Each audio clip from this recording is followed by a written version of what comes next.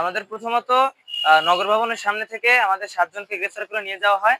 নিয়ে যাওয়ার পরে আমাদের Barishal metropolitan police line Rupatali ওই জায়গায় নেওয়া হয়।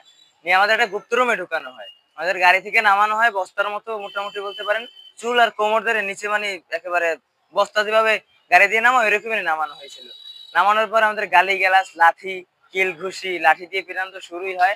তারপরে রুমের ভিতরে নেওয়া হয়।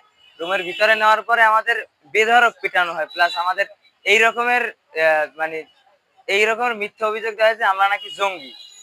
তারপর আমাদের যে আতিফ ভাই ছিল উনি জঙ্গি, আর সুহান ভাই হচ্ছে ছাত্রলীগ। হ্যাঁ, আমরা সবাই জঙ্গি আর উনি ছাত্রলীগ। তারপরে আমাদের এমন ওই করা হয় যে আমরা নাকি পুলিশের গাড়িতে হামলা করছি। এই মামলা দিয়ে আমাদেরকে ধরাই দেবে, এটা বলছে যে কোতোয়ালি মডেল থানার অফিসার ইনচার্জ মিজান, উনি এরকম কথা বলছে। উনি আর গালিগালাজ যতটুকু দিচ্ছে তা তো মানে ধারণার বাইরে। পরে যখন এসি স্যার আসেন, উনি আসার পরে একটু মানে মারামারি কম হয়। উনি আসার পরে আমাদের আর মারে না। উনি আসার পরে মোটামুটি ওদের কথা বলার ভিতরে নিয়ে যায়। আমাদের আশ্বাস দেওয়া হয় যে সোহান ভাইকে আর আমাদের একসাথেই বের করা হবে।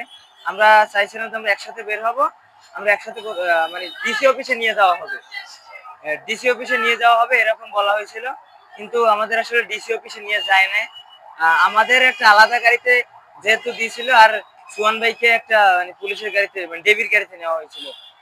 তারে ফাঁকা রাস্তা পাই তার টান দিয়ে কোথায় নিয়ে গেছে আমরা 2টা পর্যন্ত আমরা জানতাম না যে কোথায় নিয়ে গেছি।